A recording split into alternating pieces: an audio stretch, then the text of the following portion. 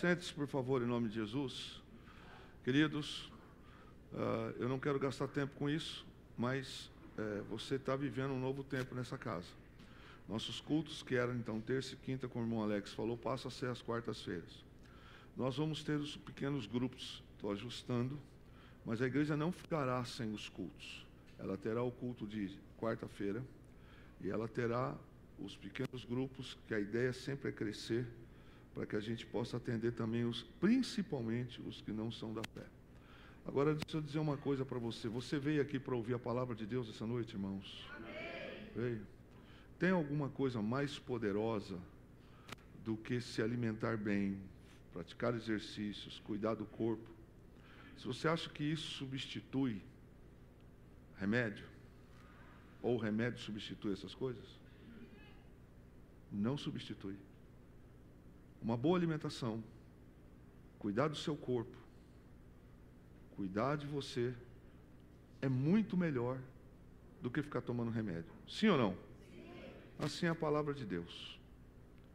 A gente veio aqui para prestar um culto a Deus. Regra número 1, prestar um culto a Deus. Eu não vim para ser idolatrado, para agradar você muito menos a mim. Eu sei o meu papel como pastor, mas a gente veio aqui para prestar um culto a Deus. Regra número 1. Segundo lugar, o que sustenta a vida do crente não é a emoção, não é um gabinete, é a palavra. A palavra.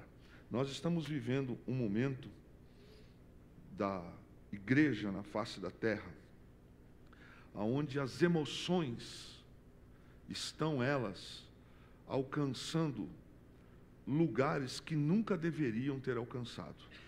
Então a palavra de Deus, ela é verdadeira, ela é eficaz, da época dos apóstolos, da época dos profetas e também no presente século. E não há nenhuma surpresa nas coisas que nós estamos vendo hoje. Eu estava pensando na mensagem de Deus para esta noite, e você já vai entender isso, querido. Há um desgaste emocional, há um desgaste físico, há um cansaço, há um cavar em oração para Deus falar o que Ele quer. Então a gente vem para o culto e ultimamente eu estou desejoso nem de falar alguns assuntos dia de domingo, para que não seja poluído o canal e eu possa transmitir aquilo que Deus quer. Não existe coisa mais poderosa, mais eficaz do que o altar. É daqui que o Senhor fala. Amém ou não amém? Amém. Quando a gente cuida do corpo, quando a gente cuida da saúde, pouco remédio a gente toma, ou quase nenhum remédio a gente toma. A mesma coisa é com a alma. É com a alma. Se eu cuido pouco da minha alma, se eu cuido pouco dela, eu vou ficar doente. Eu vou dar problema. Eu vou ser uma ovelha problemática. Eu vou ser uma ovelha que vai criar situações, porque ela vai querer viver em cima de um paparico, em cima de umas coisinhas, porque ela não come a palavra, não vive a palavra. A gente vem aqui às noites de domingo para prestar culto, mas você não pode ficar com a mensagem só de domingo. Você precisa ler a Bíblia em casa. Esta igreja aqui, ela oferece uma gama de condições devocionais. Tem o SoundCloud, já passamos mais de 1.300 mensagens lá. Você viu aqui que na semana passada, quinta-feira, Giovânia, que fez esse catalogar, deu 1.100 e pouco, ou 1.700 e pouco, número, 1.465 quintas-feiras em quase 28 anos, ministrando a palavra nessa casa em culto de ensino. Fala uma coisa para mim, é ensino, hein? Não é? E escola dominical? E escola dominical? Olha, querido, nós temos aqui um alto índice de gabarito, só que nós estamos invertendo a geração, não a casa especificamente. Domingo é o dia do Senhor. O consenso dos teólogos do mundo, dos pastores do mundo, o dia da ressurreição, domingo é o dia do Senhor. Mas o dia do Senhor já está sendo até roubado. Ele já não é mais prioritário. Aí no meio de semana, no meio do mês, no meio do semestre, no meio do ano, a gente fica vivendo conflitos. É como a gente quando está, por exemplo, com febre, e vai lá e dá um remédio para baixar a febre. Cura! Cura! Mães, remédio para febre, cura? O que faz? Mas e o problema? Ok? Então não adianta eu pegar uns lapsos, caixinha da promessa. Quem se lembra disso que tinha na sua casa? Como é que era o trem lá? Deixa eu sair de casa lá. Primeiro que numa caixinha de promessa não cabia toda a Bíblia. Aí saiu um versículo que nunca era, vai te converter.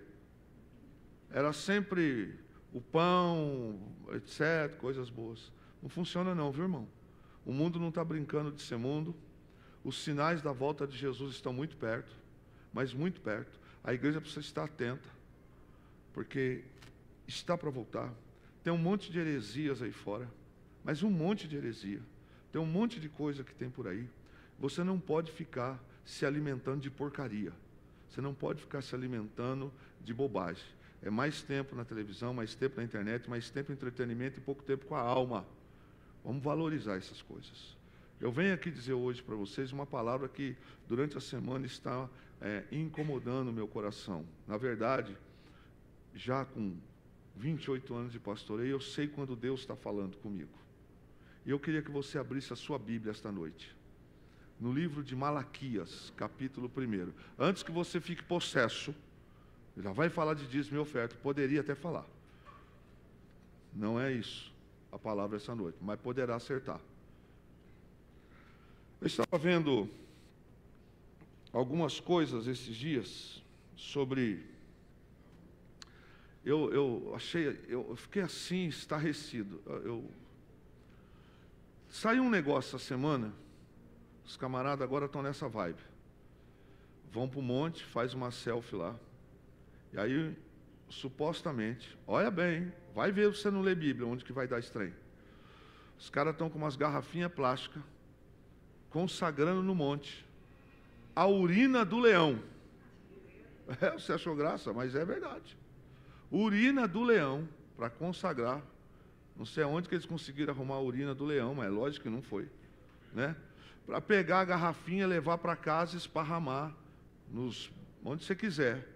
Porque diz que o leão é o rei dos animais e quando ele urina, ele marca território. E uma vez que você fizer aquilo ali vai trazer proteção para a tua vida. Ah, vá te converter, irmão. Mas tem gente que aceita isso.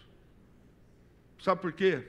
Porque é mais fácil, olha para mim, a mandinga, é mais fácil patuar, é mais fácil um negocinho para colocar do que eu me encaixar na palavra. Isso não muda.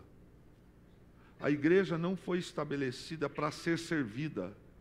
A igreja foi criada para servir. E no sentido dela representar o nome de Jesus. Nunca que a igreja vai ser amiga do mundo. A igreja entendeu isso? O mundo sempre vai nos odiar. Foi Jesus quem falou. Eles, por causa do meu nome, vão odiar vocês. Alguns de vocês serão levados às prisões, à morte, por causa da minha palavra.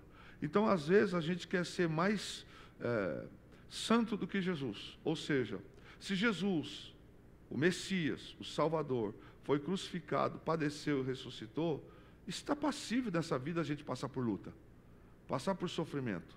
É lógico que está. Deus tem prazer nessas coisas? Não, mas faz parte. O evangelho não é todo dia acordar e ter picanha lá na sua mesa lá. Tem gente esperando até agora. O evangelho compreende você passar por lutas, tribulações, dificuldades, mas se manter firme. De vez em quando o mundo lança alguns modismos, algumas coisas, que é entretenimento para agarrar, que é para nos tirar do foco. E num desses momentos, é o último período do Velho Testamento, o Senhor tinha acabado de trazer de volta Israel do cativeiro. Já se passa no livro de Malaquias quase 100 anos depois da primeira leva do exílio babilônico. E Deus está olhando para Israel e não está feliz com o que Israel está fazendo. Ele não está feliz com as coisas que estão acontecendo. E ele vai usar um profeta, e o caso aqui, o profeta é Malaquias. E esse texto de Malaquias, a profecia de Malaquias, foi escrita provavelmente no período em que Neemias ainda estava no governo.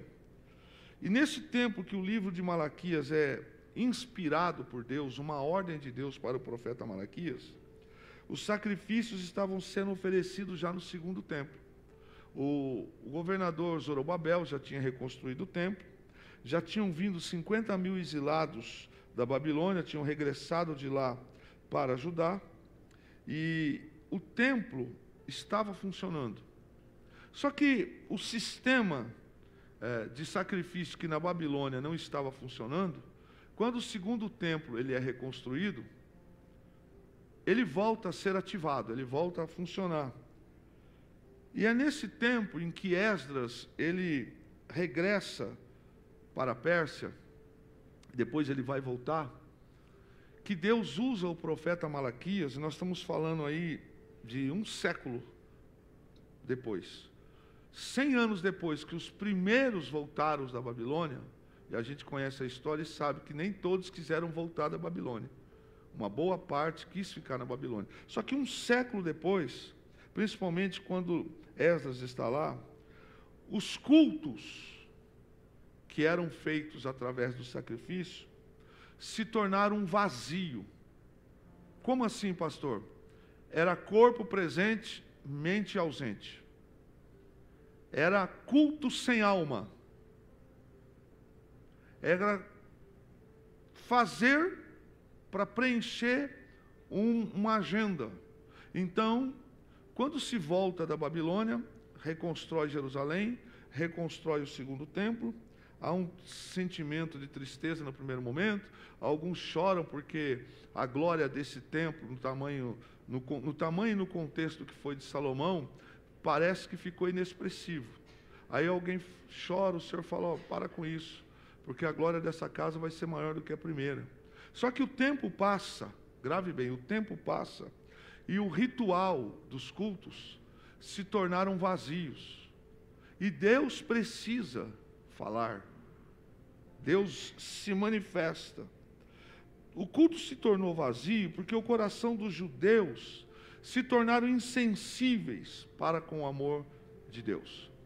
Então, nós estamos falando de uma geração que possivelmente nasceu na Babilônia, é fato, porque uma parte morreu na invasão, os pequenos foram levados para a Babilônia. Na Babilônia o Senhor deu uma ordem dizendo, ó, casem-se, cresçam as famílias, para que a geração continue e eu vou trazer de volta. Esta geração que nasceu na Babilônia, uma boa parte dela, ficaram 70 anos, quando eles voltam, uma parte já conhecia o porquê que Israel foi levado cativo. E uma outra parte, que era mais nova, não tomou vivência naquela condição de invasão, mas tomou ciência do qual foi o motivo. Deus traz de volta. E quando Deus traz de volta, passam-se 100 anos, os mesmos erros, as mesmas falhas, começam a repetir-se. É como se 70 anos, tudo que eles perderam, não os ensinou a nada. Porque o culto passou a ser um culto sem valor. A adoração passou a ser uma adoração sem valor. E esse vazio de alma, de estar cultuando o Senhor, tem responsabilidades do povo, mas tem responsabilidade do sacerdote. E esse vazio, eles começaram a viver tanto esse vazio, que eles se esqueceram da lei do Senhor. Então passaram a ir para o sacrifício, passaram a ir para o templo, mas passaram a ir sem alma, sem vontade, sem entendimento, sem compreensão. Esses sacerdotes, o texto, nós vamos ler em instantes, que não é a base para esta noite, diz que os sacerdotes desta geração se tornaram arrogantes e corruptos. Sendo sacerdote, isso não mudou. Aquele que é o guardião da lei, é ele que inspira o povo, é ele quem conduz o povo, ele que baliza o povo. 100 anos depois, há uma repetição de conduta errada dos novos sacerdotes, quando comparado com aqueles sacerdotes que Deus os abominou. E é nesse contexto que o Senhor usa Malaquias para chamar a atenção do povo, porque ele também notou que, além do sacrifício estar corrompido, começou a acontecer divórcios dentro de Israel, aonde os maridos estavam largando as esposas para casar com mulheres gentias que serviam a outros deuses, e indo contra a lei do Senhor. Eles passaram a reter o dízimo do Senhor e passaram a ter injustiças sociais. Irmão, aonde falta o temor, aonde falta a palavra, vai ter injustiça. Olha para o Brasil de hoje, dá uma olhada, veja se você encontra temor, para ver o tamanho das injustiças. Eu estava conversando com alguns pastores, ninguém fala mais do que está acontecendo no Rio Grande do Sul. Parece que aquilo está tudo mil maravilha. Não está. Ainda não foi nem 1% daquilo que precisava ser restaurado, e há um abandono do órgão público para lá. Aonde há falta de temor, há injustiça. E é dentro desse contexto que Deus se manifesta a Malaquias. E Deus vai falar com Malaquias, dizendo para Malaquias falar para a nação o que ele pensa da nação. E esta mensagem de Malaquias vai ser a última de Deus. Depois Deus vai ficar 400 anos sem falar. 400 anos Deus fica em silêncio, sem falar com o seu povo, por causa dos comportamentos.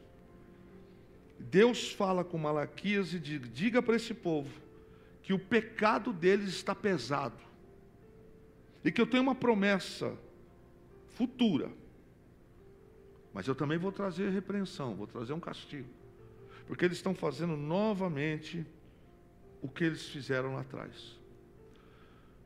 Capítulo 1, me permita ler com você alguns textos. Verso 1: esta é a mensagem que o Senhor anunciou a Israel por meio do profeta Malaquias. Verso 6: o Senhor dos Exércitos diz aos sacerdotes: o filho honra seu pai, e o servo respeita seu senhor. Se eu sou seu pai e seu senhor, onde estão a honra e o respeito que mereço? Vocês desprezam meu nome, mas vocês perguntam: de que maneira desprezam teu nome? Vocês o desprezam oferecendo sacrifícios contaminados sobre o meu altar. E vocês perguntam: de que maneira contaminamos os sacrifícios? Vocês o contaminam dizendo que a mesa do Senhor não merece respeito. Acaso não é errado sacrificar animais cegos? Não é errado oferecer animais aleijados e doentes? Apresentem ofertas como essas a seu governador, e vejam se ele ficará satisfeito, e se agradará de vocês, diz o Senhor dos Exércitos. Vão em frente, supliquem a Deus para que tenha compaixão de vocês. Mas por que ele atenderia, uma vez que apresentam esse tipo de oferta? Diz o Senhor dos Exércitos: quem dera um de vocês fechasse as portas do templo, para que não se acendesse em vão o fogo do meu altar. Não me agrado de vocês, diz o Senhor dos Exércitos, e não aceitarei suas ofertas. Contudo, meu nome é honrado de manhã até a noite por pessoas de outras nações. Em todo o mundo oferece incenso e sacrifícios puros em minha honra, pois meu nome é grande entre as nações, diz o Senhor dos Exércitos. Mas vocês, com suas ações, desonram meu nome. Ao trazer alimentos desprezíveis, declaram que não há nada de errado em contaminar a mesa do Senhor. Dizem: é difícil demais servir ao Senhor. E desprezam minhas ordens, diz o Senhor dos Exércitos. Vocês trazem como ofertas animais roubados, aleijados e doentes. Acaso devo aceitar de suas mãos esse tipo de oferta? Diz o Senhor. Maldito seja o trapaceiro que promete um carneiro forte de seu rebanho, mas depois sacrifica ao Senhor um animal defeituoso. Pois eu sou o grande rei, diz o Senhor dos Exércitos, e meu nome é temido entre as nações. Depois que você lê esse texto, você fala, Santo Deus, Pai de Israel. Você percebe que Deus é amor? Todos têm ciência de que Deus é amor aqui ou não? Qual é a prova maior de amor de Deus? Vamos lá? Qual a prova maior de amor de Deus? João 3,16. Porque Deus amou o mundo de tal maneira que deu o seu único filho.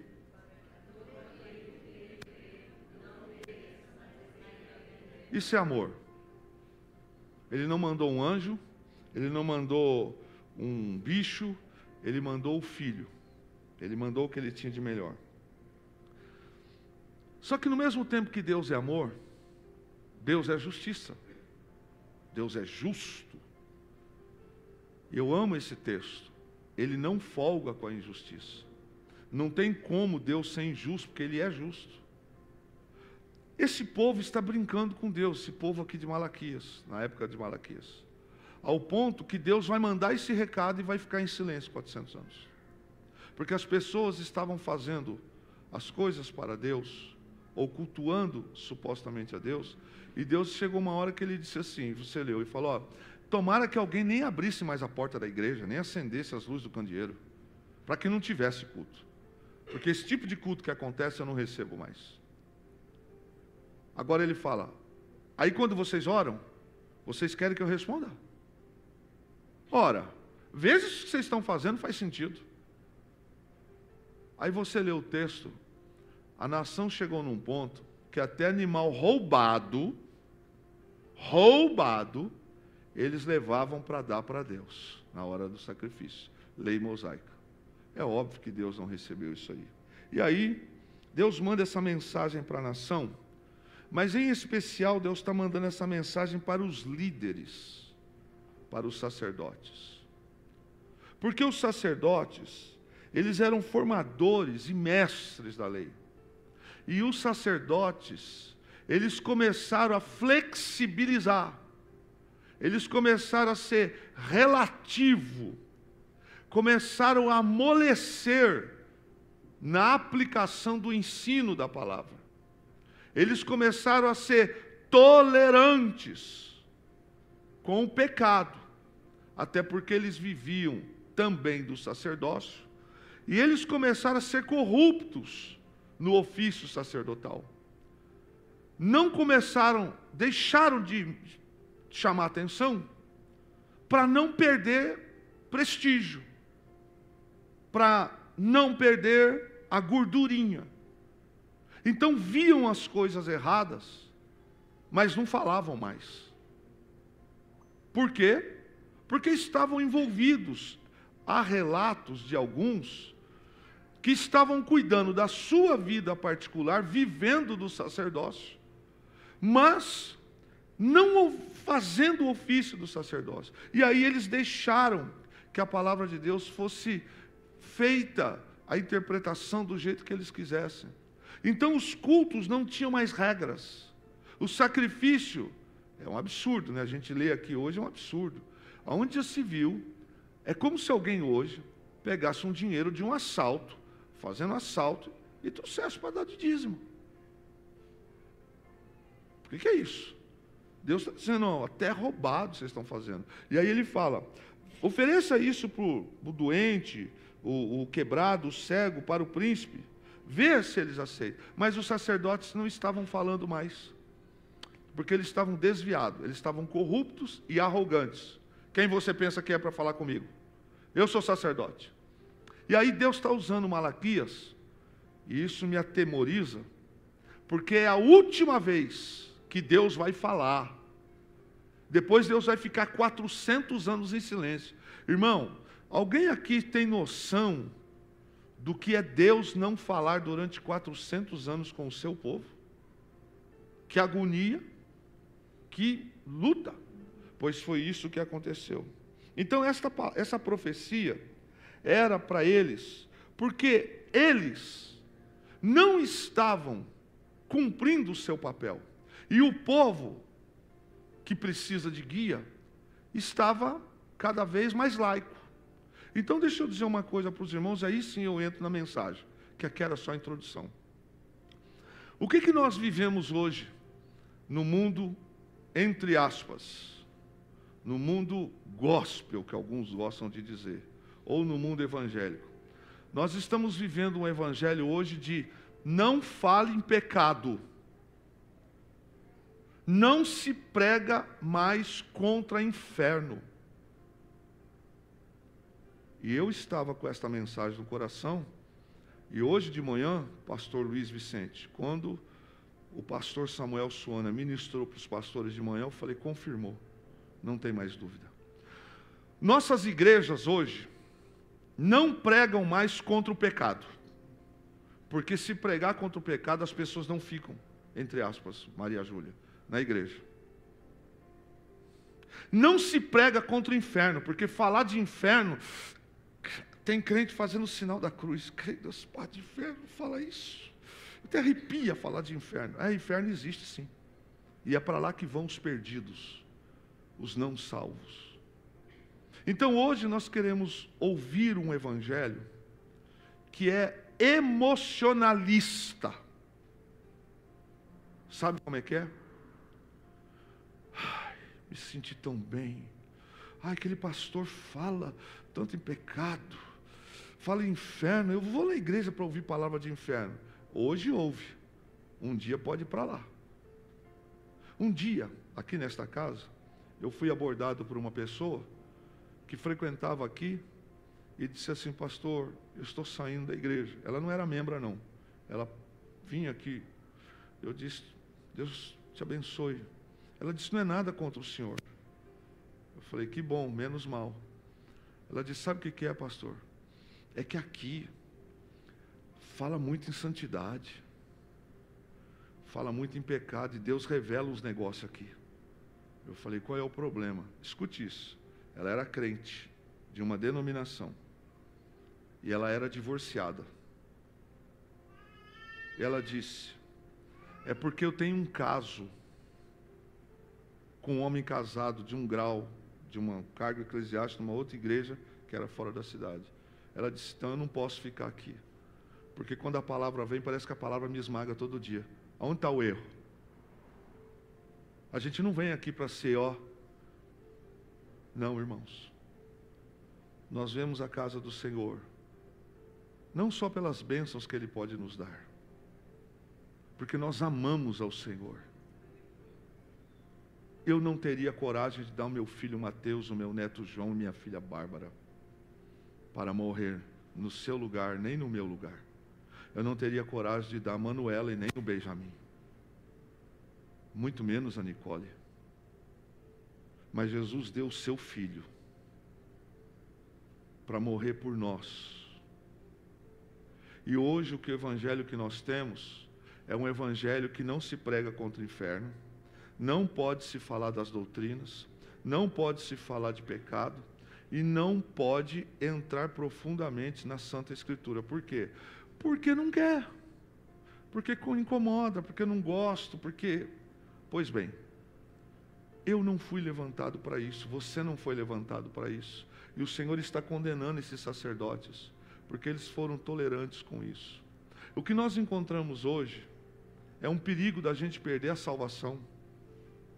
Estando dentro da igreja, a gente perder a salvação, irmãos. Ouvindo mensagens nos cultos, perigo da gente perder a salvação. E eu tenho sempre conversado com Fernanda e dito para ela, nos atos do pastoreio, das dificuldades do que eu encontro dos pastores da nossa igreja, do Brasil e de outras denominações, é que às vezes a palavra de Deus não é tão desejada. Não é. Mas se a gente não pregar, como é que vai ter processo? O processo, ele precisa de provas, de diligências, para que o juiz, no final, ele dê a sentença. Se ninguém prega, como é que o Senhor pode fazer justiça? Então, nossa geração, a geração de 2024, nós precisamos nos manter firmes à palavra. Nos manter firmes. Se 4 ouvirem e 50 não ouvirem, pregue para 4. Se 40 ouvirem e 100 não ouvirem, pregue para 40. Se 1000 não quiserem ouvir a palavra e continuarem, você pregue a palavra. Na parábola do rico e do Lázaro, que eu repeti isso aqui, quando o rico está indo para o Hades, ele questiona com o pai Abraão fala, não vou mandar ninguém. Ele já tem os profetas que estão lá, e tem a palavra, então que eles ouçam. O que Deus está dizendo para Malaquias, e depois de Deus falar isso aqui, Deus faz assim, ó, chega, 400 anos Deus não fala.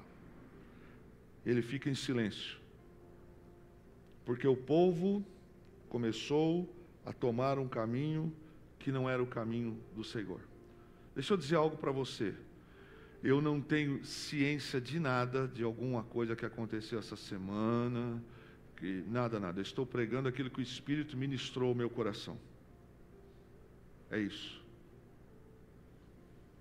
Quando eu olho para esse texto, eu vejo Deus fazendo assim para os sacerdotes. Vocês vão se tornar responsáveis por esse povo estar se perdendo. Agora, vá para o capítulo 3, que é a mensagem da noite.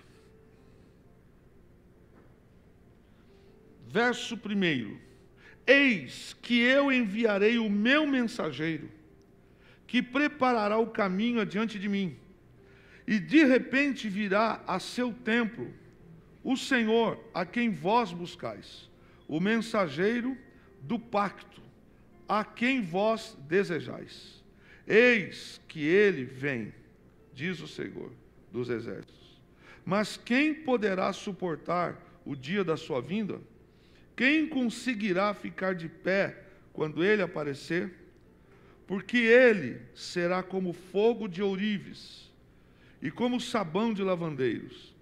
E ele se sentará como refinador e purificador da prata, pois ele limpará os filhos de Levi e os refinará como o ouro e como a prata. Então trarão ao Senhor oferta com justiça. Essa profecia se cumpriu? Sim ou não? Aonde ela se cumpriu? Lembra que os sacerdotes daqui estavam omissos? Lembra que os sacerdotes daqui estavam se furtando, dando ao furto de pregar a palavra, e o sacerdócio estava corrompido? Pois bem, vem Jesus, quando ele fala enviarei, vem Jesus e institui um novo sacerdócio, pastores segundo o seu coração. Você vai olhar os 12, que coisa fantástica. O fato de Judas ter traído e ter sido substituído posteriormente por Matias, nos dá uma grandiosidade, porque 12 homens que foram ensinados por Jesus, 12, incendiaram o mundo inteiro. Vocês acham que os 12 não enfrentaram dificuldade? Óbvio que sim, irmãos. Basta dizer que dos 12, 11 morreram de martírio. Todos os 11, inclusive Matias, que foi o último.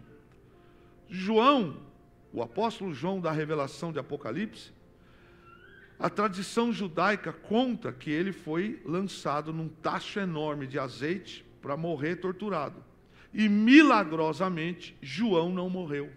Aí pegaram o apóstolo João e mandaram ele para a ilha de Patmos. E é na ilha de Patmos que João, ele vai receber o livro de Apocalipse, a visita do Senhor, que vai falar com ele sobre o último livro da Bíblia. Então, quando eu olho para esse texto, eu vejo que o que Deus prometeu, ele cumpriu. Ele levantou sacerdotes. E nós não podemos ser sombra do erro lá de trás. Nós não podemos repetir os erros que cometeram. Agora, tem algo nesse texto que é o que o Espírito tem falado comigo essa semana.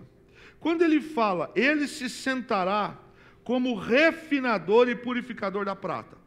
Por que ele está dizendo isso no capítulo 3? No capítulo 1 e no capítulo 2, ele fala de falha do sacerdote, ele fala de homens judeus mau caráter, ele fala de falta de fidelidade, ele fala de culto que ele não aceita, ele fala de desvio de conduta, e no capítulo 3, ele manda uma outra palavra, ele diz assim: eis que ele virá, eu vou reler com você, eis que eu enviarei o meu mensageiro, que preparará o caminho diante de mim, e de repente virá seu tempo, o Senhor a quem vós buscais. Aqui é como se Deus estivesse sendo sarcástico com Israel.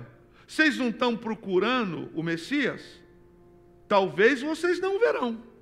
Mas ele está dizendo aqui, inclusive, do apóstolo, ou melhor, do apóstolo João Batista, que no deserto ia preparar o caminho para o Senhor, e que anunciaria aquele que viria para salvar. Mas tem algo aqui nesse texto, é quando ele fala, no verso 3, que ele se sentará como refinador e purificador de prata. O que esse texto está dizendo? Primeiro, Jesus não estava dizendo que ele viria para agradar aquele povo. Ele não vinha para elogiar aquelas pessoas. Ele está dizendo que ele viria para submeter, ou seja, para apreciar, colocar em prova, colocar em evidência quem é e quem não é. Como é que Jesus fez isso? Primeiro ele veio, anunciou o evangelho de salvação, deixou a palavra, o Espírito Santo foi enviado aos seus filhos, os apóstolos receberam a palavra do Senhor. E aí esse texto está dizendo que depois da proclamação do texto, do evangelho da verdade, a primeira vinda do Senhor, os que se converteram, e muitos dos nossos irmãos do passado, óbvio, todos eles, descansaram no Senhor sem ver a volta dele, a segunda volta dele, mas se mantiveram fiéis. A história conta que alguns dos nossos heróis na fé no Coliseu, na época que o imperador estava queimando os judeus, crentes, para agradar o povo, diz que eles estavam, muitos, amarrados entre pais e filhos, esposas, alguns que foram usados como tochas humanas nas pequenas ruas de Roma, e outras que as famílias foram colocadas juntas para os leões devorar. Só que não foram colocados todos juntos ao mesmo tempo. O povo amava ver o sacrifício de crente. Então soltavam os leões, e os leões vinham e destroçavam as famílias que estavam ali. Mas tem um escritor que nas suas pesquisas descobriu que tanto aqueles que foram usados como tochas humanas, como aqueles que foram colocados no Coliseu, porque as pessoas vão no Coliseu hoje e acham aquilo bonito, acham aquilo maravilhoso. O Coliseu foi espaço de morte de cristão, viu, irmãos? Naquele mesmo lugar, nossos irmãos da igreja primitiva, muitos deles, suas famílias foram destroçadas ali por leões. Muitos cristãos, foram poucos. Mas o que a história nos registra? Que esses cristãos, quando eles estavam ali para serem mortos, eles cantavam hinos. Os leões estavam rugindo lá nas gaiolas deles, nas jaulas, para serem soltos. Eles sabiam que iam morrer.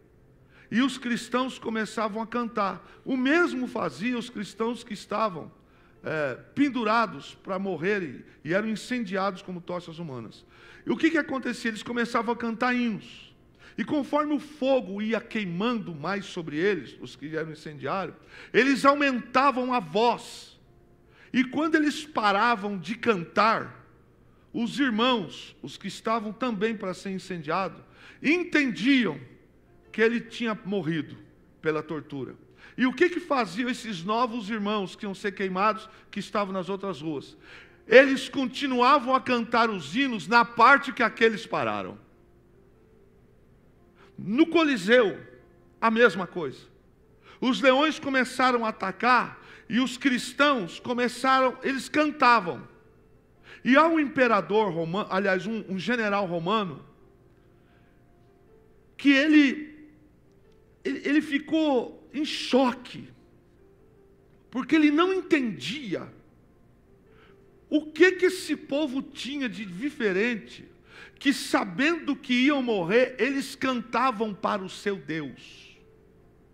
Ele não entendia esse mistério de pessoas que estão padecendo fisicamente, que adoram a Deus no meio da tortura. Você está entendendo?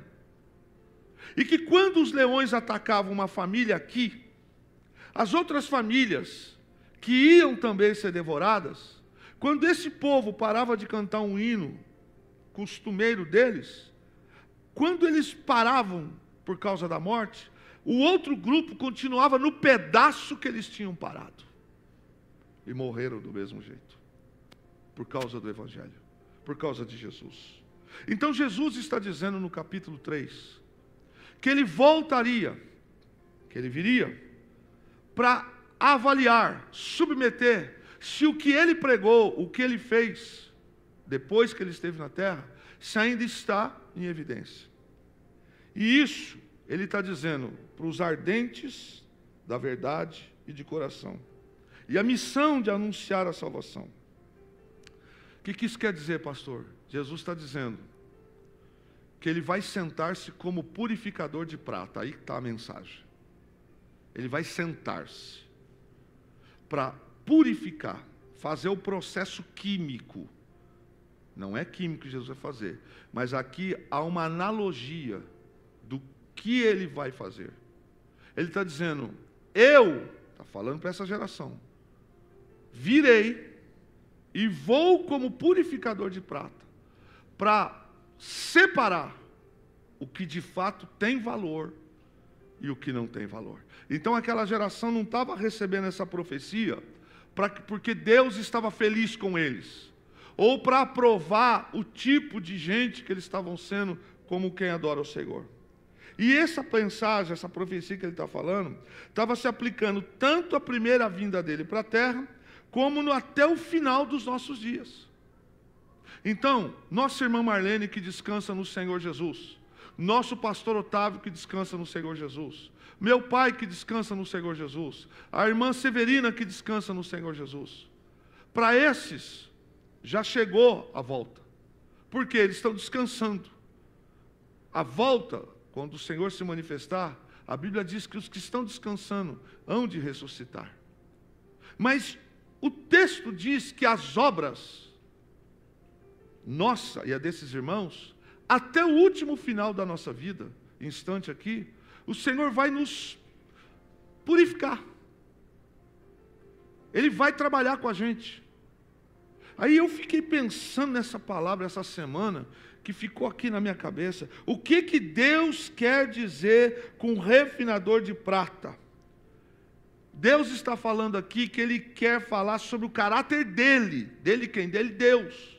Ele quer sentar-se como refinador de prata para aprovar o caráter dEle em nós. Parece difícil de entender, mas agora não é. Como é que age um ourives? Bom, no método raiz, no método tradicional, principalmente naquela época do Velho Testamento, também na época de Jesus. Como é que se fazia? O ourives pegava a prata e segurava ela firme sobre o fogo.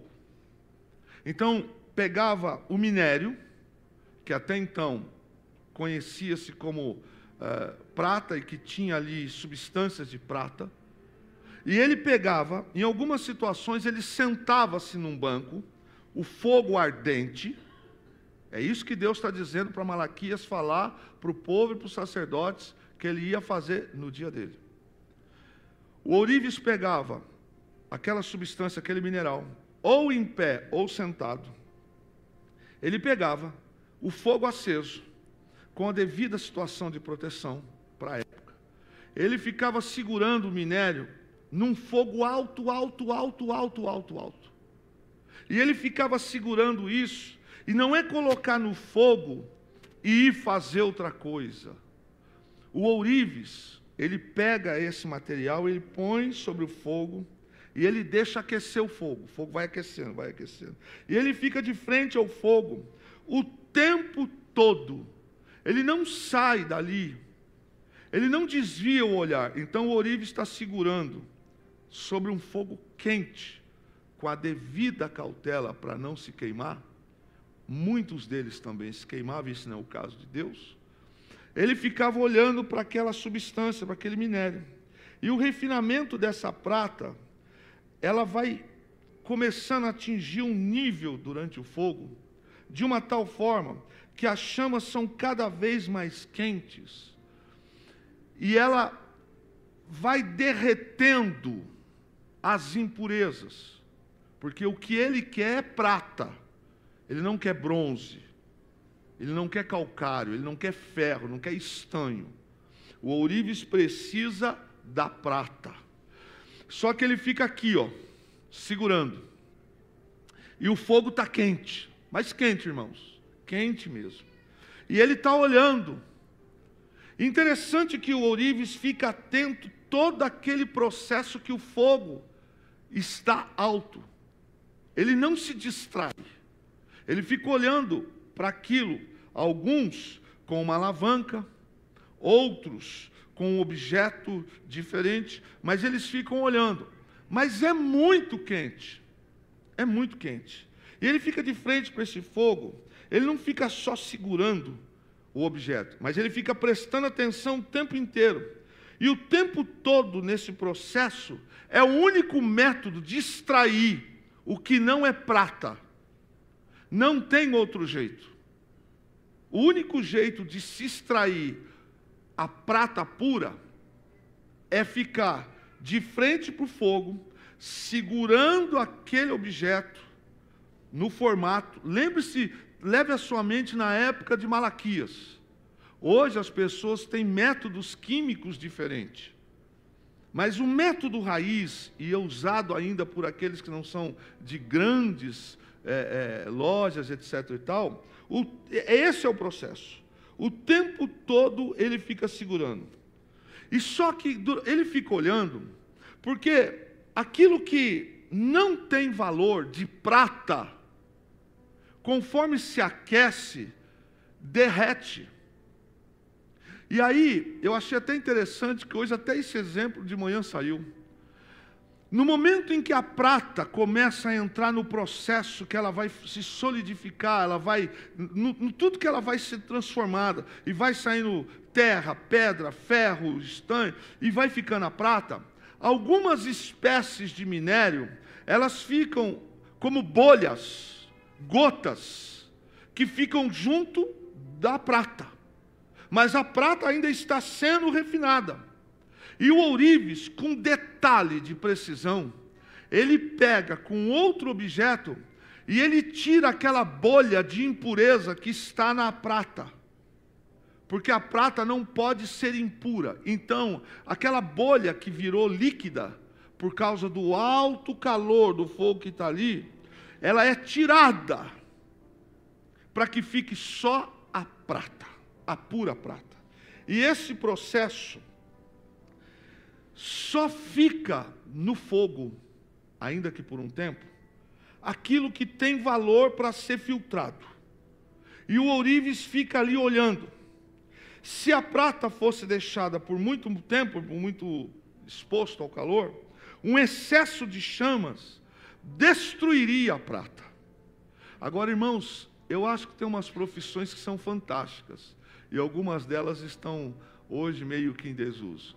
O que é o olhar do profissional ourives? Eu não entendo. É como se ele pegasse aquilo e ele está olhando aqui, ó, o fogo está lá, o fogo está alto, e desde o momento que ele acende, ele, ourives, tem que ficar ali. Aquela caloria faz parte do que ele faz.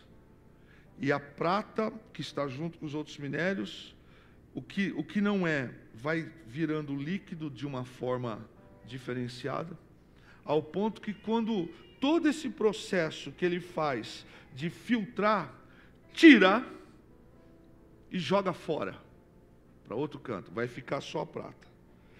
E aí é interessante que o ourives sabe quando a prata está totalmente refinada. É quando terminou o processo. E aí, eu não sei, mas eu fui estudar também sobre isso. E eu tenho até alguns amigos ourives, mas eu quis partir para o entendimento da época. Como é que um ourives sabe que o que ficou daquele negócio que está desse tamanho, agora é prata pura? Porque ele tem que estar segurando e tem que estar olhando. E ele vai vendo que vai soltando, vai virando líquido algumas coisas, e ele vai tirando com uma pinça, com alguma coisa, ele vai tirando as impurezas, porque o que interessa é a prata pura, ou a mais pura prata. É dentro desse contexto que, quando o ourives sabe que chegou o momento que eu não sabia, é quando o ourives, depois de um tempo, aquilo está num calor pesado. Quando é que ele sabe que está pronto? É quando ele olha no metal e ele vê a sua imagem. Enquanto o ourives não olha naquela peça que está no fogo e ele não vê a sua imagem, significa que não está pronta, que não está pronto. Então ele fica. O fogo está ali. Primeiro, o ourives não abandona a prata. O fogo está comendo.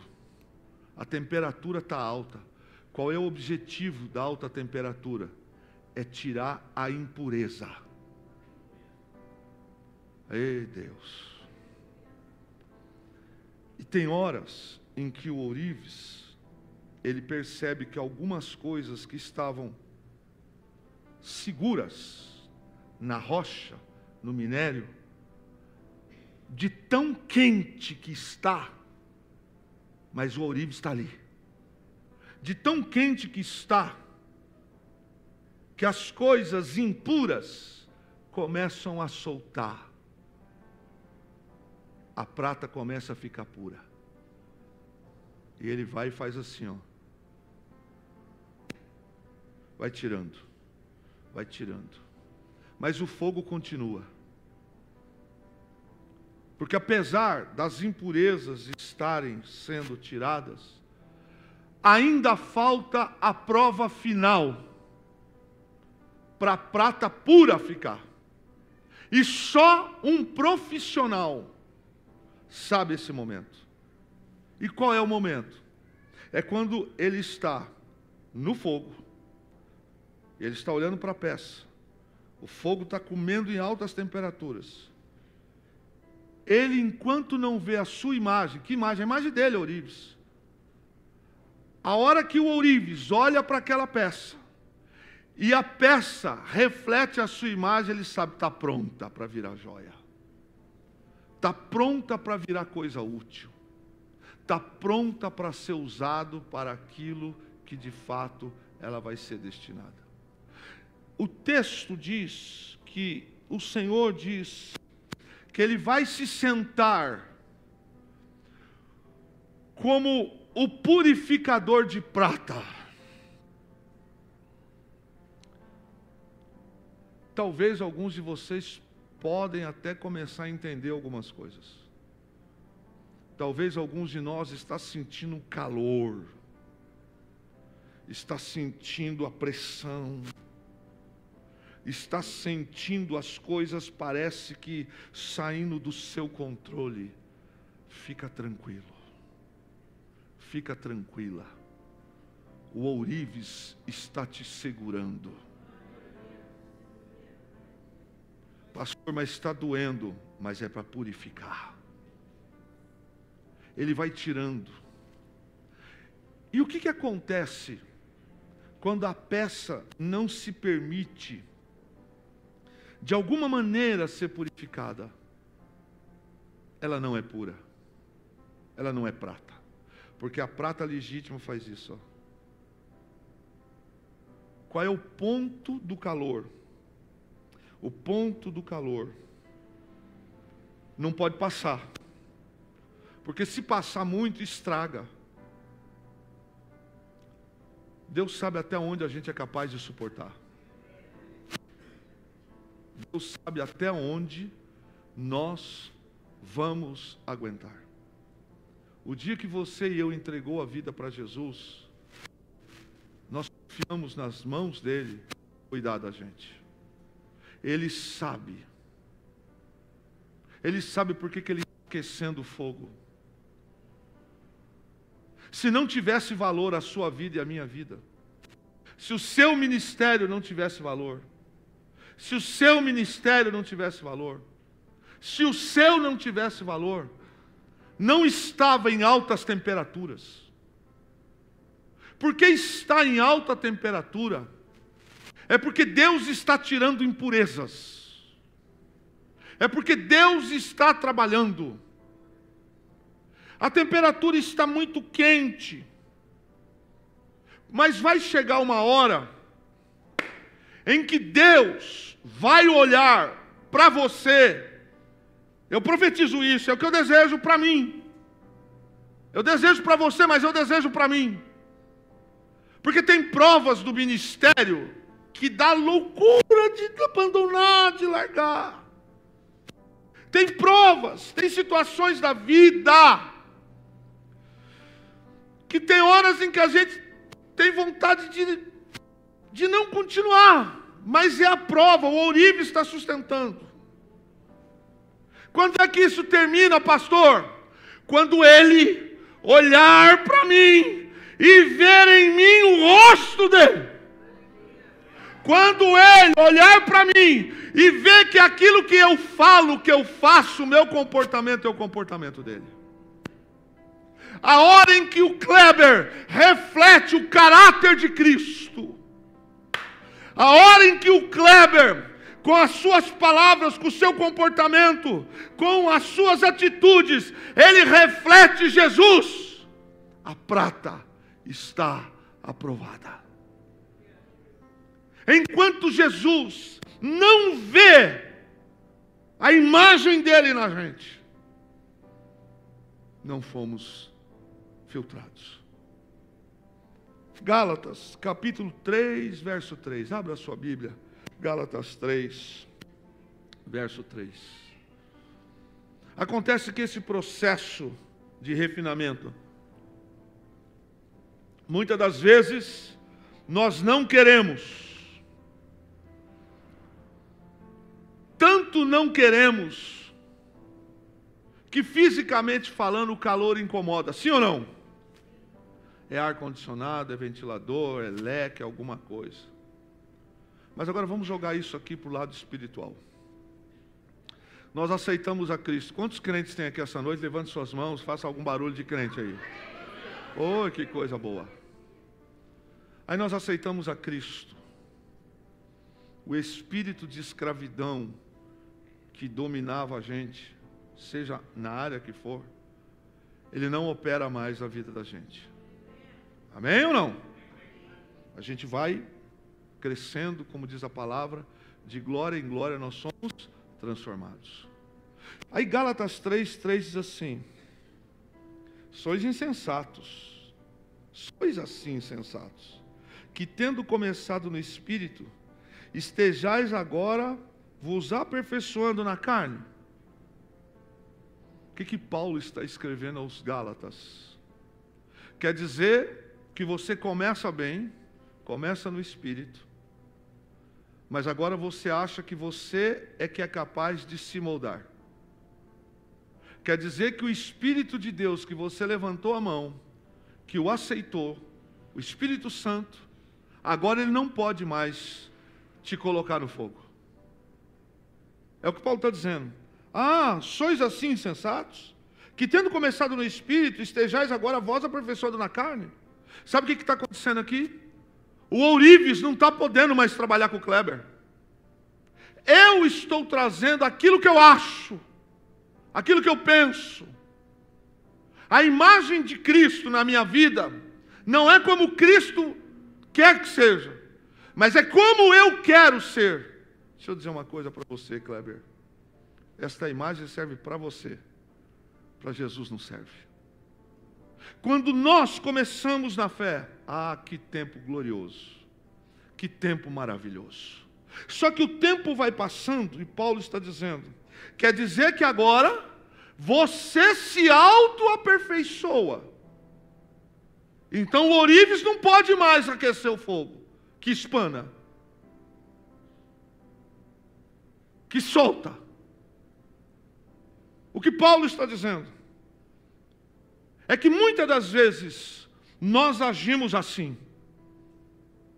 A palavra de Deus que nos molda, que é o molde para a gente entrar dentro dela, é por aqui. A Bíblia diz que o reino dos céus é tomado à força, é por aqui. Mas quando eu pego isso aqui e eu ponho de alguma maneira aqui ou aqui, eu estou me aperfeiçoando segundo eu acho, segundo eu quero. É o evangelho segundo Kleber. Então Deus não pode aquecer o fogo porque eu não gosto, porque eu não aceito, porque eu escamo, porque eu não quero. Eu me aperfeiçoo. Aí Deus usa o profeta Malaquias e diz assim: chegará o tempo que eu vou sentar como purificador de prata. Eu, o Senhor, serei eu que vou separar o que é prata e o que é outro minério. E Paulo diz aqui que antes, ou no início, ou uma época, ou um instante, a gente até aceitava que o Espírito de Deus nos conduzisse, nos balizasse, nos formatasse. Mas o tempo vai passando e agora eu vou buscando aquilo que me é confortável. O Evangelho não pode me confrontar.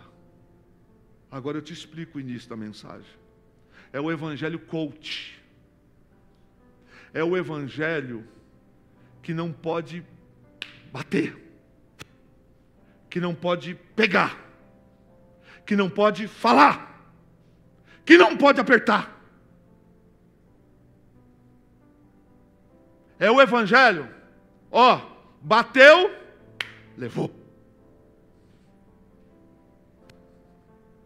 É o Evangelho que eu sou confrontado. Uma das coisas que me estressa, é gente irresponsável no trânsito. E eu sou provado nisso. Cada um de nós aqui.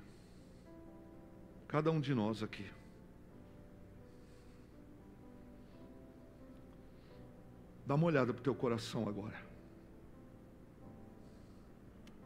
Quantos de nós, o fogo do Espírito, muitas das vezes está aquecendo a gente, e eu estou gritando, eu estou xingando, eu estou reclamando, porque eu não estou gostando.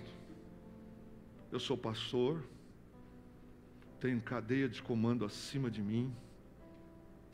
Há algumas coisas, às vezes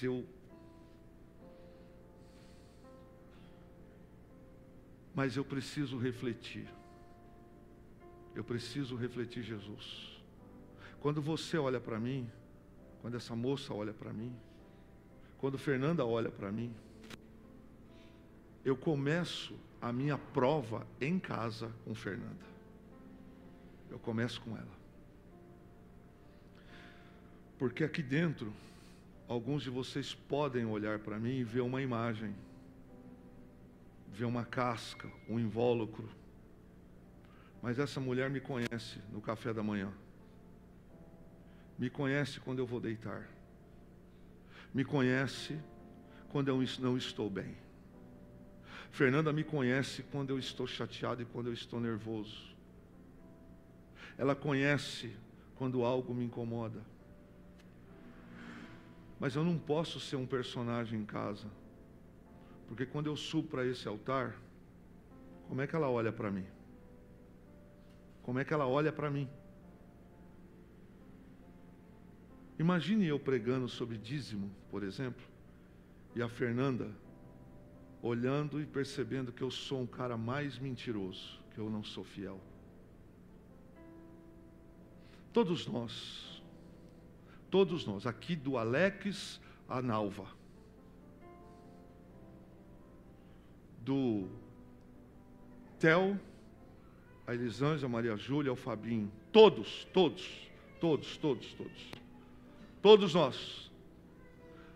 nós, enquanto nós estivermos aqui, se você deseja a salvação, a gente precisa parecer com Jesus.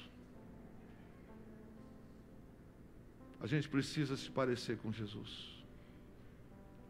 Às vezes o fogo para mim esquenta, irmão. Para você não é nada, mas para mim é. Às vezes tem momentos na minha vida, no ministério, na família, na sociedade, em que algumas coisas, às vezes a Fernanda sabe, ela fala assim: ai, ainda bem que você está diferente. Porque em outras situações, tome que é seu. Mas eu tenho descobrido, eu tenho olhado, que conforme eu estou no fogo, eu não sei, irmãos, ultimamente essa palavra tem ardido no meu coração. Quanto mais pressão a gente aguenta, significa que tem coisa grande chegando por aí. Quanto mais pressão a gente suporta, quanto mais quente o ourives ele aquece, é porque ele quer extrair de mim as impurezas. Deus quer olhar para mim, Deus quer olhar para você, e Ele quer enxergar o rosto dele na gente. Então, diante das perseguições, das lutas, diante das dificuldades do dia a dia, aqui está o Senhor trabalhando com a gente. Digamos que Deus tem um ministério com você, Fabinho. Digamos que Deus tem um ministério, alguma coisa com você, diferente que Ele não teve com ninguém. Com ninguém. Eu estou olhando para o tempo e ainda não aconteceu. Eu estou olhando para as circunstâncias e ainda não deu. Mas, de repente, eu estou sentindo tão pesado, o calor está tão forte, que a sensação que me dá é que eu não vou aguentar mais. Mas o ourives não largou de mim, não largou de você. Ele continua olhando. O fogo está queimando, aquilo que eu não suportava, esse calor, esse tratar, este fogo intenso, esta provação, estas mensagens que Deus dá, essas confrontações que Deus dá, essas lapadas que Deus dá, esse trato que Deus dá, que eu não gosto, que eu não quero, que me incomoda. Eu não posso estar em Gálatas 3:3, porque quando eu estou em Gálatas 3:3, isto aqui, a palavra de Deus, ela não faz sentido para mim. É quando eu quero fazer justiça com as minhas mãos, é quando eu quero colocar a mão naquilo que Deus fala, não põe a mão. É quando Deus fala, suporta, porque tem coisa grande chegando aí. Suporta. É quando eu disse para mim, chega, eu não quero mais, eu vou voltar para o secular, eu vou fazer, Eu me lembro que o ourives, se está quente para mim, está quente para ele. Ele está ali. Ele está ali. Ele está vendo o que eu estou passando. E Ele não vai deixar o fogo aumentar para que eu não suporte mais. Porque Deus não manda tentação para ninguém. Ele está aqui, Eu estou assim, não aguento. Eu não aguento. Mas só que o Kleber de agora está diferente do Kleber de um ano atrás. O Kleber de agora, ele não fala, não faz, não resmunga, não xinga, não faz coisas que ele fazia. Mas o fogo ainda está ardendo. Senhor, até quando? Até quando? A hora em que ele olhar e ver o rosto dele refletido em mim, quando ele me vê falando igual ele, quando ele me vê agindo igual ele, quando ele me vê me comportando igual ele tira o fogo. Está aprovado. Assim muitas das vezes nós agimos, quando nós tiramos das mãos de Deus o direito de Deus nos provar, de Deus tratar. E Deus estava tão triste com aqueles homens, que ele disse: Malaquias, diga para eles podem fazer isso hoje, mas eu vou me sentar como purificador de prata. Aí até aqui a gente gosta, mas tem uma coisa: eu vou tirar da casa de Levi a prata verdadeira.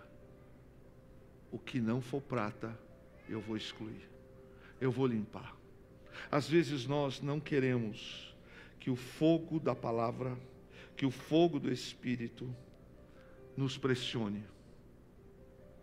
Aí eu escorrego para um lugar, para uma situação onde eu não seja mais confrontado. Eu devia de dar glória a Deus e Deus está trabalhando comigo. Eu devia de dar glória a Deus porque o ourives está aumentando a temperatura. Ele não me jogou fora. Às vezes eu reclamo, às vezes eu escamo. Nós recebemos a palavra, damos início com a palavra, damos início com o Espírito Santo, mas de repente nós queremos ser aperfeiçoados por nós mesmos. Esses dias eu conversei com meu filho sobre a vida profissional. Eu disse para ele: Teus, as coisas mais bobas que eu tive que colher foi porque eu me precipitei. Foi porque eu deixei o meio influenciar. Entenda isso, filho. Para onde você está indo, nunca se esqueça que você vai sempre levar o brilho do Espírito Santo. E o fogo vai te provar, viu, filho? Os homens vão te provar. Não é porque você vai estar sendo humilhado, constrangido, que Deus não está trabalhando com você. É que para aquilo que Deus tem aqui, Ele precisa provar aqui. Aqui, Ele precisa ver que quando estiver doendo, eu não vou pedir para ir embora. Quando estiver machucando, eu não vou entregar. Quando estiver me incomodando, eu não vou abrir mão. Tem algo que é muito difícil. Sabe quando Jesus fala: se te derem numa face, dá outra? Isso não é fácil não. Isso não é fácil não. Mas quando isso acontece, está parecido comigo, hein? Está parecido, ela está parecida comigo. Nossa, ele está parecido comigo. Está na hora de tirar do fogo. E tem algo interessante, eu fecho com você. Às vezes nós queremos nos aperfeiçoar no nosso critério, na nossa justiça, no nosso pensamento e nas nossas condutas. E de repente, nem de longe, mesmo em altas temperaturas, nós ainda não refletimos Jesus. Você já me ouviu falando aqui, ô Maria Vitória, que é mais novinha na igreja? Do Felipe Castro. Que certas provações na vida de algumas pessoas vão levá-las para perto de Deus. Mas tem provação e tem luta que vem sobre algumas pessoas que elas não aprendem, elas não crescem, elas não evoluem. Algumas provações que são idênticas, talvez uma para outra, para algumas pessoas, faz elas crescer, para outras elas regridem, não traz crescimento. Nem toda provação, nem toda temperatura que vier da parte do Senhor, infelizmente, talvez alguns de nós não vai suportar. Talvez alguns de nós esteja com a cabeça exatamente agora, sabe Deus aonde, pensando no quê, ou está se perguntando o que ele está falando, alguém contou, falou: não, não é isso não, irmão, não é isso não. Para se aproximar de Jesus, a gente tem que aceitar que o purificador de prata, ele se assente na nossa frente. Às vezes você vai se achar sozinha, sozinho, às vezes você vai ter que tomar decisões em que ninguém está te olhando, ninguém está te vendo, mas o que Jesus espera olhar na peça é falar: está parecido comigo, está falando igual eu falaria. Algumas vezes, para mim, que a minha carne grita,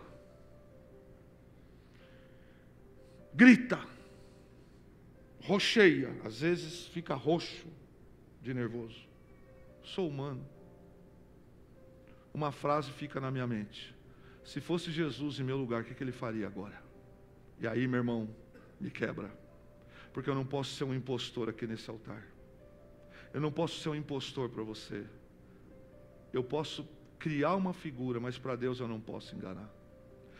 O que o texto está nos dizendo é que às vezes nós estamos sendo refinados, mas a gente não quer que as impurezas saiam.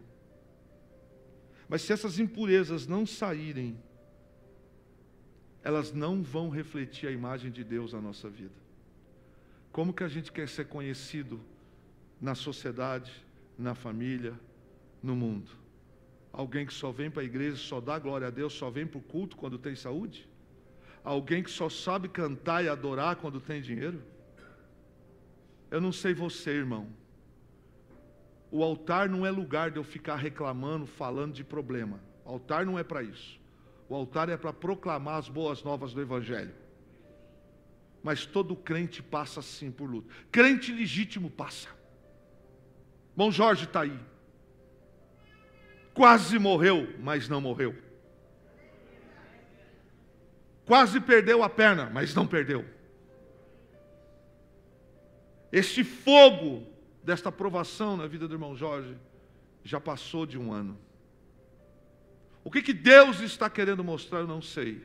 Mas alguma coisa boa Deus já conseguiu extrair dele. Existem algumas coisas da nossa vida que Deus pode estar usando ele, para aumentar. Porque aonde me constrange, aonde eu falo, precisa melhorar. Aumenta o fogo. Que não sei o que. Aumenta o fogo.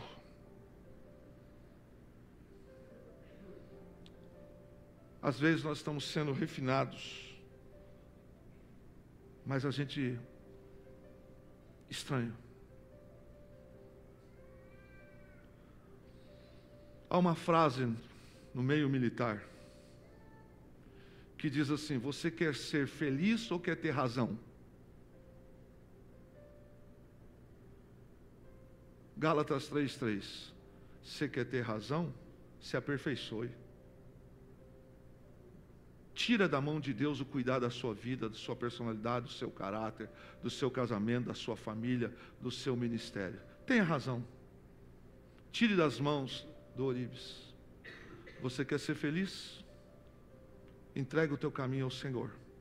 Confie nele e o mais Ele tudo fará. E sabe, querido, eu termino. Prata. Eu achei isso aqui interessante demais. Prata. Uns especialistas, e eu peço desculpa porque eu não sou especialista nem químico, mas eu fui ler alguma coisa para saber o que o Espírito estava querendo ministrar. Alguns especialistas na área de fundição, na área de ser ourives, dizem que a fundição da prata não pode passar de 1020 graus centígrados. Já outros dizem que o ponto de fusão da prata é 962 graus. Aí eu fiquei assim, mas tem diferença? Tem, né?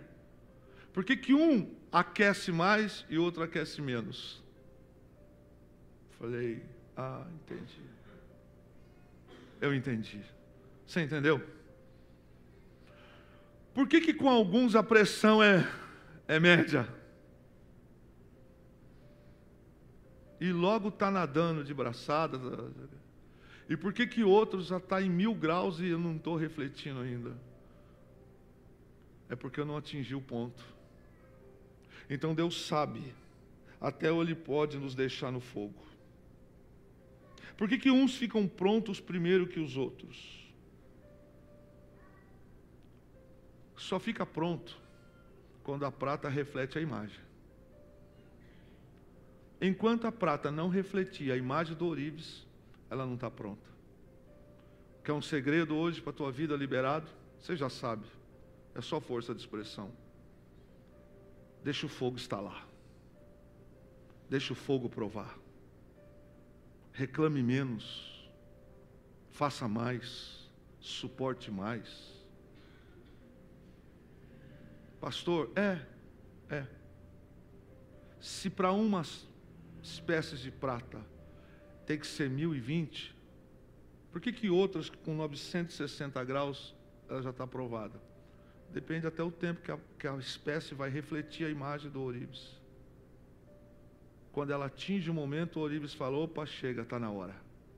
A tua bênção, meu irmão, pode estar a 20 graus, 10 graus, 5 graus ou a 800 graus de você. Que Jesus é esse que não pode ser refletido em nós. É isso que ele está dizendo através de Malaquias, quando ele fala assim: diga para esta nação. E aí eu conheço um pouco esse texto, mas toda vez que a gente lê, Gisele, lemos, eu fico preocupado. Ele acaba de dar essa profecia. Malaquias fala, e Deus para de falar. Tem mais os capítulos de Malaquias, mas eu estou me referindo ao livro de Malaquias. Quando ele acaba de dar essa profecia em Malaquias, é como se ele dissesse: assim diz o Senhor. E aí, meu irmão, foi 400 anos. Está achando ruim de Deus falar com você? Está achando ruim de Deus apertar você? Está achando ruim de Deus dar um sacode? Está achando ruim de Deus acender a fornalha? Está achando ruim de Deus pressionar? Está achando ruim de Deus falar com a gente? Estamos achando ruim por Deus não estar tratando com a gente? Eu estou achando ruim porque Deus não precisava falar desse jeito comigo, então eu preciso pegar Gálatas 3:3 e trazer para a minha vida, pregadora. Porque no momento em que eu disser chega, ele fala: ok, é você que manda. Soberano sou eu, mas eu vou fazer o que você quer. Deus não pode mais aquecer o fogo? Não, está tranquilo. Então fica em Gálatas 3:3. Qual é Gálatas 3:3? Se aperfeiçoe você. Seja você o seu Deus. Seja você o seu pastor. Seja você o seu líder. Seja você o seu conquistador. É isso que o mundo prega. O mundo prega um evangelho assim: você só tem que ser feliz, você só pode ganhar, você nasceu para ser linda, lindo, bonito, princeso, como diz a Fernanda, você só nasceu para navegar, você nasceu só para comer picanha. É mesmo? É mesmo? Esse é o evangelho do mundo, o evangelho que Deus não pode apertar o fogo. Qual o objetivo de Deus com isso? É que para as pessoas que trabalham com você lá na sua fábrica, quando olharem para você, eles não vão ver um Felipe paranaense. Eles vão ver um Felipe que reflete na palavra, no comportamento, no gesto, a imagem de Jesus. Qual é o objetivo disso, Giovanni e Alex? É que quando aquelas coisas vierem pressionadas sobre a gente, em que a gente já dá o primeiro passo para trás, sabe como é que é o pulinho podre do jiu-jitsu? Fala: para com esse negócio, comigo não funciona jiu-jitsu, funciona para treinar. Você precisa refletir a minha imagem.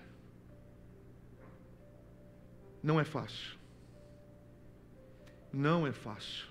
Refletir a imagem de Jesus não é fácil, Daniele. Não é fácil, irmã Rita. Só é possível refletir Jesus, Maria Júlia, lá na escola, quando Deus pode apertar o fogo.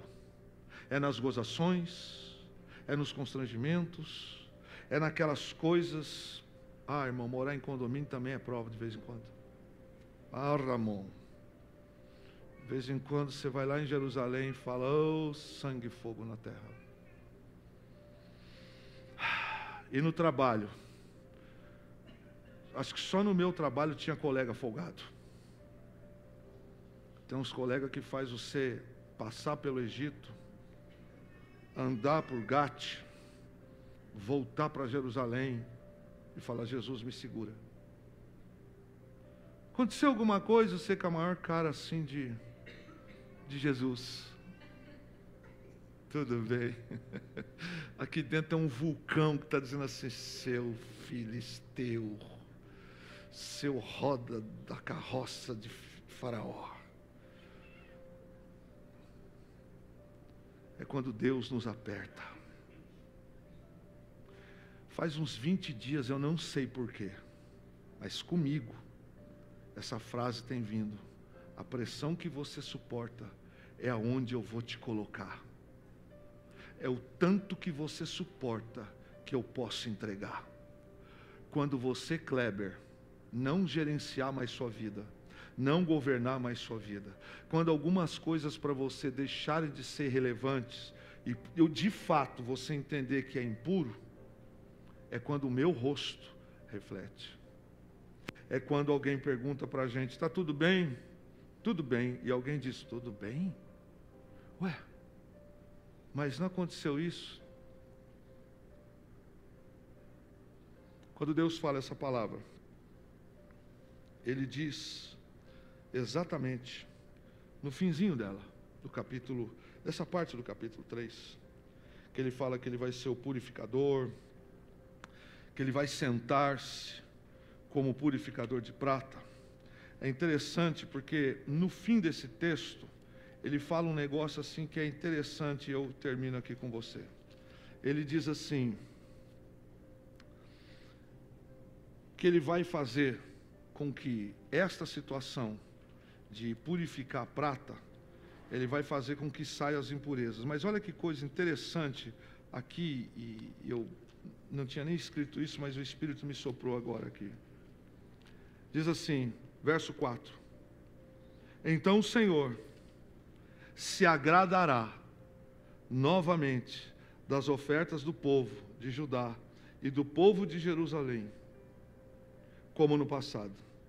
Naquele dia eu julgarei vocês e trarei sobre a casa de Levi.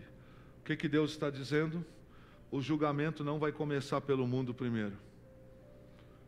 O julgamento começa pelos filhos da casa. O julgamento começa com os filhos de Deus. Deus não pode tratar ninguém aí fora, se eu que sou da fé não estou, não pertenço, não me submeto. Entenda isso. Quando a senhora estiver, o senhor estiver, quando eu estiver passando por luta, provação, o que for, lembre-se de uma coisa: se você tem o Senhor como ourives da sua vida, Ele está cuidando de você. Esse fogo tem um propósito. Vocês passaram por um fogo esses dias, né? Que fogo. Mas refletiram Jesus. A hora que o ourives, ele olha para a peça, e ele fala, eu estou vendo a minha face. Você está parecido com Jesus. Está aprovado. O fogo vai diminuir para esse tempo. E o texto diz que naquele dia Ele vai trabalhar sobre isso. O Evangelho não é para nos confortar, não. O Evangelho muitas das vezes vai nos trazer provações, tribulações. Esse Evangelho aí de fora é Evangelho, tem que ter. E nós estamos vivendo esse tempo hoje. O pastor não pode falar, a pessoa não pode passar por prova. Eu tenho me preocupado com algumas coisas, irmãos. Eu oro a Deus, eu busco no Senhor, eu clamo, o Espírito Santo fala, mas parece que isso aqui não é suficiente para impactar as vidas. As pessoas querem alguma coisa, delivery não funciona. Esta profecia que sai daqui é que transforma. É isso que vai me levar amanhã. É isso que vai me levar depois de amanhã. É quando vier um chute. É quando o cachorro morder seu sapato, rasgar seu chinelo. É quando aquele vizinho abençoado vier te perturbar, que você vai olhar para ele e vai... Deus te abençoe. É refletir. É refletir. Quando a peça reflete, o rosto do ourives, ela está pronta. Tomara que seja hoje, que essa semana, ou que esse mês, que a gente fique pronto. E que passe a bola para outro. Porque o Senhor, nos filhos, Ele age como purificador. Que Deus abençoe a sua vida. Que Deus sustente você essa semana. Que você tenha experiências que você ainda não viveu, de diálogos com o Espírito Santo. que você vive essa semana experiências fantásticas. Que as suas decisões essa semana não seja mais pelo seu CPF, pelo seu RG, seja pela identidade do céu. Eu vou explicar. Que a partir de hoje, Deus consiga olhar para a gente e falar assim, não é que está falando igual eu mesmo? Não é que ele já está com carinha de Jesusinho? Não é que o menino está ficando um pouco diferente? É quando a gente reflete. Passou no teste. Está aprovado. Pastor, é fácil? É não, irmão. É não. Mas tem uma coisa, a gente não brinca de ser crente, né? A gente precisa ser crente de verdade. Aí fora, você digita na internet, tem um monte de consultor, teólogo que não frequentou uma escola dominical. Gente que abre igreja que nunca sentou para ouvir. Gente que está servindo no altar, que tem a vida torta. E dá palpite, dá opinião, fala o que quer e fala o que quer. Gálatas 3:3. Gente que se aperfeiçoa a si mesmo. É preferível continuar na presença de Deus. Deixa Ele aquecer. Uma coisa eu sei. Ele vai continuar com a gente. E o fogo não é para sempre. O fogo tem hora para parar. Fique em pé, em nome de Jesus. Glória a Deus. Se essa